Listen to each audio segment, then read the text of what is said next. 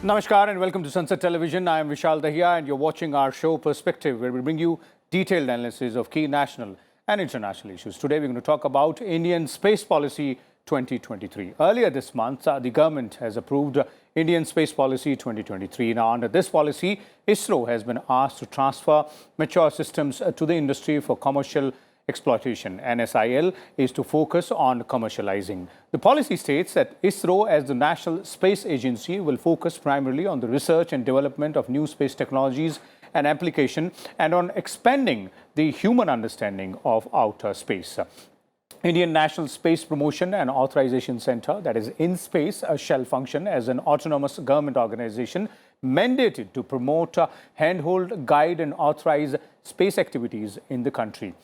It also permits non-governmental entities, that is NGEs, to offer national and international space-based communication services through cell phone, procured or leased geostationary orbit, that is GSO, and non-geostationary orbit, NGSO satellite systems.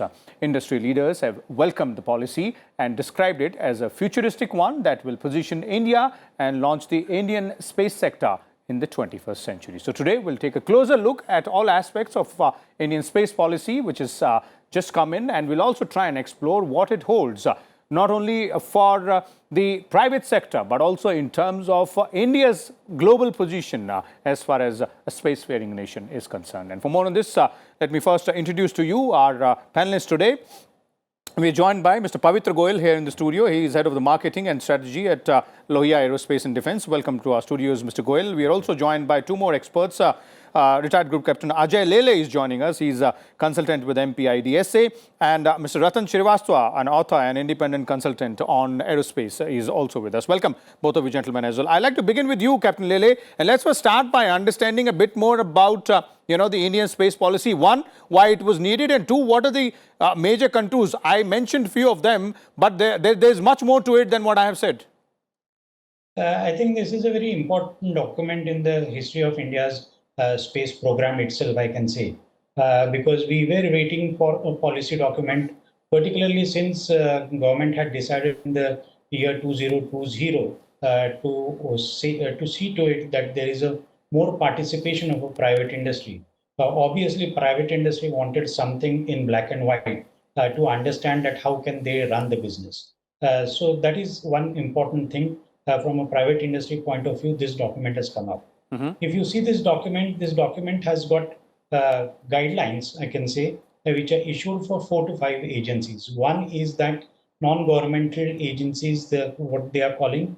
Then other thing is for ISRO also there are certain guidelines. Then for IN-SPACE there are guidelines. For New Space India there are guidelines. And there are specific guidelines for the Department of Space also. Okay. So anybody and everybody who is controlling space in India is being looked after. And every individual agency has got specific tasks and specific guidelines which have been issued. Okay. Now, the document itself is of around 12 pages, so we'll not get into all technical details of the document. But the salient feature is that I can say that private industry has got a clarity over here that how they should do the business. Most important thing is that there are issues which were related with communication. There were issues which were related with few other aspects of the investments in space also from a private point of view. Over the years, if you see, ISRO has been and Government of India has been issuing certain guidelines. Like I can recollect in the year 2000, we had a communication guideline. In 2001, and it was updated in 2011, I think, we had a remote sensing guideline that was also updated in 2020, I think. Then there was a draft guideline also, which was meant for transportation policies also. So there have been certain amount of guidelines over the years. This particular document clearly identifies the roles for the various agencies and how they should look forward in undertaking the tasks which are specifically assigned to them. Okay. The key feature over here is that it has clearly identified that ISRO is a research agency. As the name suggests itself, that it is a Indian Space Research Organization. For all these years, Indian Space Research Organization was involved into doing business also because there was no other agency or a dependable private industry available. Okay. Today, since we have got clarity that how the private industry should function in these domains, so now ISRO can go back to their original role of research and development. They can develop certain technologies, part that technologies with the private industry also. So there could be public-private partnership also. And then India's foray into the space, I can say, go in a sharper and a much bigger way than it used to happen earlier. Okay, okay. So clear, defined roles for all the agencies involved, all the departments involved here as well. Mr. Srivastava, in a sense, it looks like that this policy, Indian Space Policy 2023, goes ahead and puts in public domain a structured version of the space reforms which started in 2020 to bring in more, private sector involvement. And by structured, I mean very clearly structured, as, Group Captain Lele was referring to. So you're right about this, Vishal. See, the reform started by the Government of India probably about 3 years back, when they started bringing in the private sector from being just vendors to probably graduate to partners. It's a long road, of course, but it was all within the framework of what was being loosely structured by by ISRO, as well as by the industry associations and the industry itself. There was no framework for this. There was no regulatory, I would say, structure to it, and there was definitely no government notification. What we are talking about in Indian Space Policy 2023 is that this is now institutionalized structure and lays down the rules very clearly delineating of ISRO, of NSIL, of the IN-Space, which is going to be a regulator, as well as the non-government entities. Non-government entities could mean anything which happens in the private sector. More important here is that this provides regulatory certainty to the space activities by various stakeholders, so that we could probably provide a thriving ecosystem for space in India. Okay, okay. Mr. Goyal, let me bring you in here, because we've been hearing the comments coming in from industry leaders when we're talking about Indian space sector, and there seems to be a lot of positive reaction to this policy. As an industry representative, how would you describe the space policy? Because it doesn't look like that anything has been left to imagination for the private sector in this policy framework. No, it hasn't. So these 11 pages are a game changer for the space industry in India. Not only do they open up participation of manufacturing and, like you said, end-to-end, not only component level, but please understand that space as a service is a big industry globally. You have large companies, large billion-dollar companies providing that service, including for the Government of India. Now, we as Indian private sector are able to do that because we can provide services, remote sensing services. We can, whether through our own assets or our leased assets, we can do that. So they've opened up not only the manufacturing space of it, which had opened up in the last few years. So, for example, a company as ourselves are catering already to ISRO, various labs of ISRO for component level, assembly level manufacturing. But providing space, opening up space as a service is where I think the government has pivoted towards, made a ready document so people are able to come in. This is a high investment sector because leasing of space assets is expensive. Owning them, launching them, building them, all of this takes time, requires an ecosystem. And this policy, if you notice, has involved all stakeholders, right down from the Department of State onwards to private sector like ourselves. Okay, okay. Space as a service, you mentioned that point. Let me take that to both the gentlemen here. Group Captain Lele, space as a service, and that is a very important aspect, as Mr. Goyal is also referring to, and we also had earlier discussions wherein not only from India's perspective, but from a global perspective as well, there is a lot of potential for expansion there. How easy does this policy framework make for that to happen? That's one aspect. And second is, what kind of involvement from the private sector would be required here? I think making a policy is one thing and implementation of a policy is other thing. So just now the policy has put in place. Let's see how it spans out further. But the way private industry is booming up in India, we had a suborbital launch which had happened. You got agencies which are even developing cryogenic engine, which ISRO found very difficult to work on for almost 1.5 decades or so. So there are a lot of new technologies which are available now. People are working in AI field. People are working in 3D field. So there is a lot of things which are happening not only within India but outside India also. So now India's space industry, what it gets advantage over here is that there is a clarity about how they can share the data, whether it is nationally or internationally. there is a clarity about transponder services, there is a clarity about various other aspects which are required for a private industry to do business. But more importantly, what I can say over here is that when you're doing a business, you will require a certain amount of a hand-holding by ISRO. And there is a clarity about how ISRO can do a hand-holding over here. You have got a ISRO agency which becomes a central agency to undertake the business. So private industry knows that there is one window clearance which is available. Number two is that ISRO's facilities are being made available for the private industry for the purposes of testing their systems and various other things. More importantly, even a private industry can work in DOS, that is Department of Space Complexes, and develop their own systems also. So it is not only a one-way traffic. That means ISRO will help private industry. Even a private industry can put some of their experiments or some of their small plants into the premises of Department of Space also. So there is a two-way traffic which is going to happen. And I think that will bring in more amount of a synergy. And then we can start looking at a global market, how we can contribute more towards the global market. Okay. As far as services are concerned, there are multiple services. One is a satellite launch service. Now, today only ISRO has got a successful launch of PSLV vehicle where we have launched satellites for Singapore. Again, this PSLV has been now not only a brand of ISRO. There is a private industry participation which has already started happening. So one is a launch service, then there is a data service. As all of us know that even in Ukraine war, you've got private satellites who are providing the data services to the Ukrainian government also. So there is a huge amount of potential as far as data services are also concerned. And satellite development services also. There are few startups in India who are in the business of designing and developing the satellites on their own. Indeed. So they also will have a certain amount of clarity. So there are endless amount of services which are available. Let's see how it pans out.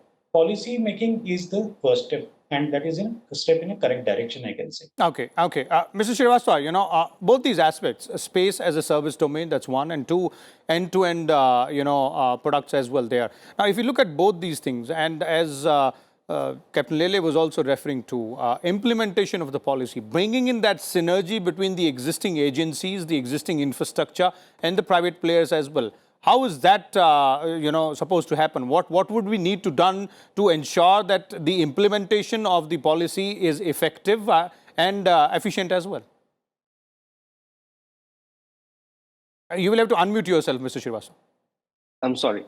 So Vishal, as Dr. Lele just said, making the policy is one thing, getting it off the ground is another matter altogether. We have had some kind of success earlier with another agency called Antrix, which worked very closely with ISRO for the commercial activities. So we have some kind of an experience behind us. But I would completely agree with Dr. Lele that ISRO and the Department of Space would have to handhold the industry, have a larger and open heart towards giving them a platform which is equivalent to a partner than just being vendors in the ecosystem, because this policy is very progressive. If you look at it, progressive in the sense the policy is looking at not only allowing the private sector to launch services, which is again one of the things that private sector probably had been doing for a little while with the government of India, because most of the, I would say, PSLV, 90% of the PSLV is manufactured in the private sector and the public sector, and only the assembly is taking place and the assembly and the validation is taking place in the premises of ISRO. So this policy allows for not only the manufacturing of launch services, but using the facilities of ISRO for providing those launch services. In fact, it even goes on to be so progressive to say that they could probably make their own launch systems and own launch stations as well. They are very progressive in terms of providing satellite-based services, which is navigation, communication, as well as surveillance. They are so progressive that they're saying, the policy says that the data that is obtained through the satellites could be shared not only within India, but also outside of India, of course, with the approval of IN-Space. It is very forward-looking to the extent that it says that it can develop and commercialize technologies for enhancing and augmenting the satellite services. It even goes on to say that it can go and do stuff like maintenance in space. So this is very forward-looking policy. But forward-looking policy is one thing. Getting the system up to it to make an operationalize it will take time. The Indian industry is not yet ready to reach that stage, but I do have my faith in the prowess as well as the capabilities of the Indian space sector, both in the public and the private sector, where the private sector would be able to rise up to the challenge which comes up with the opening of the space sector. Okay. And as Dr. Lele just alluded to, the cryogenic engines, which were probably taking a lot of resources and time by ISRO to develop, and that is probably the reason that our GSLV series has not been able to achieve the kind of objectives that it had set out to achieve. But cryogenic engine is being developed by startups through 3D printing, and that testing and validation has already been done.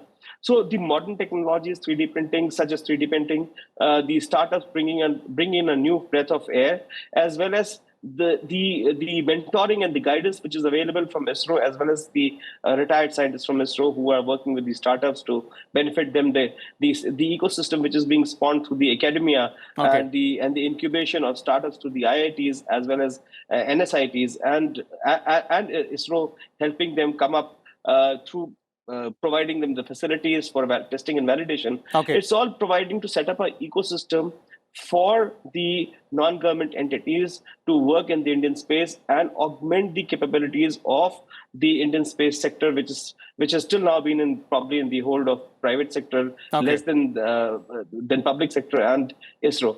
And the Department of Space, the ISRO, as well as I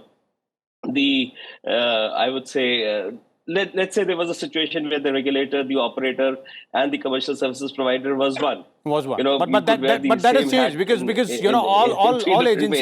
all agencies have been given their own specific responsibilities, Mr. Srivastava, as you were pointing out, as earlier Group Captain Lele was also referring to. Hold your breath there, Mr. Srivastava. Let me bring in Mr. Goyal here on these aspects, because you pointed out several important ones, and that brings me to a set of important questions to you, Mr. Goyal. Let's start with the first one. The first one would be the present capacity of the private sector, the state of the private sector or private industry in the Indian space sector. Where do we stand today? So it's a mix. You have a bunch of startups who are focused purely on space, and we've developed something fantastic. We are still developing it. But on a production level, pure play, manufacturing of launch vehicles, etc., we've been there, like Ratanji mentioned.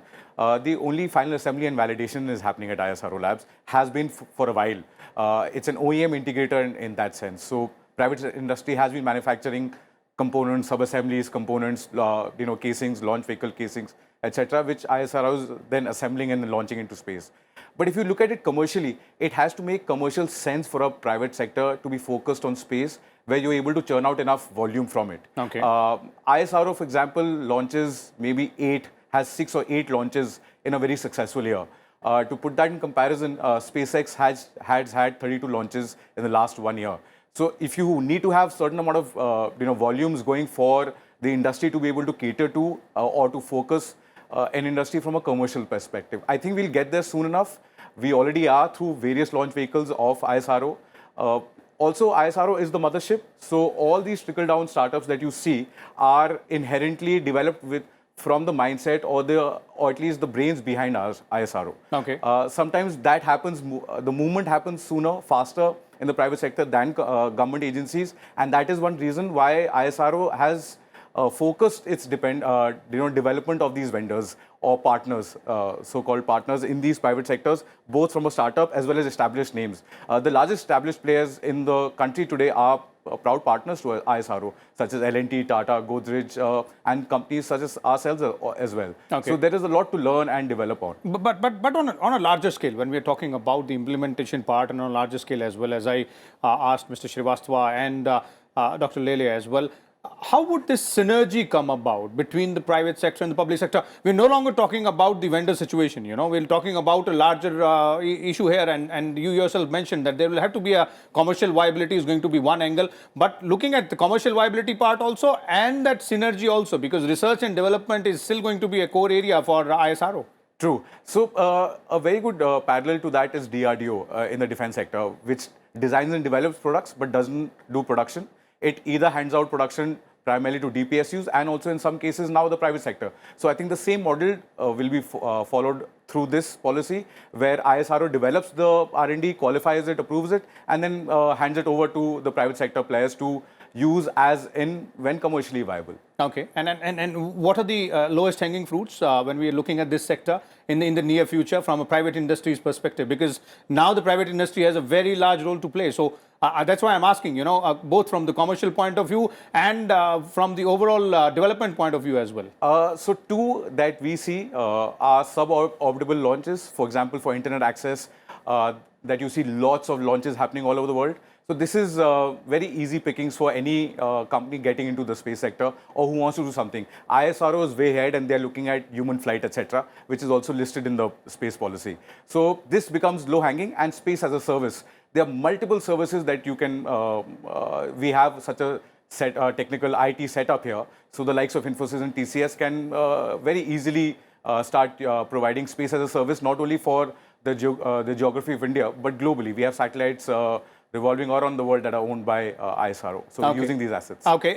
Quick final question, 1 minute from you, Mr. Srivastava, in terms of the key focus areas, and again, you know, in commercial terms, the lowest hanging fruits, because the involvement of private sector would mean, you know, the commercial viability, as well as Mr. Goyal has pointed out repeatedly. So from that angle also, and from India's journey as a spacefaring nation.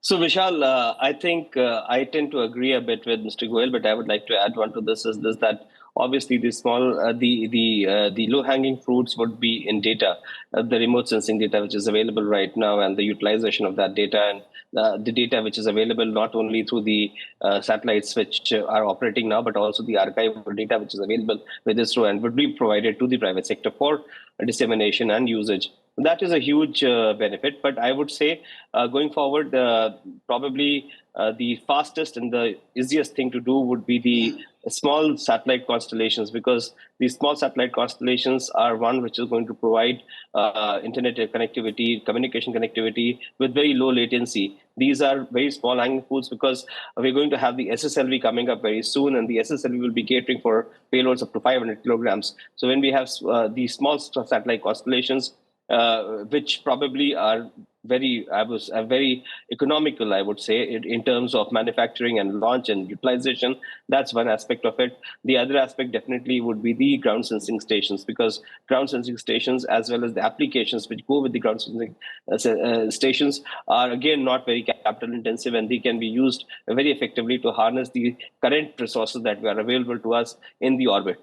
Okay, there it is, clearly those aspects as well. Thank you so much, Mr. Ratan Srivastava and Group Captain Lele, as well as Mr. Goyal also, for joining us and sharing those valuable inputs, as our expert panel was pointing out, as to what the Indian Space Policy 2023 is focusing on. Clearly a more defined and more important role for the private sector, and also a defined role of various agencies like ISRO, NSIL and InSpace as well, which are involved in Indian space sector, as to what their role would be, what is it that they will go ahead and do in this sector. We'll keep a close watch, and that's all in perspective.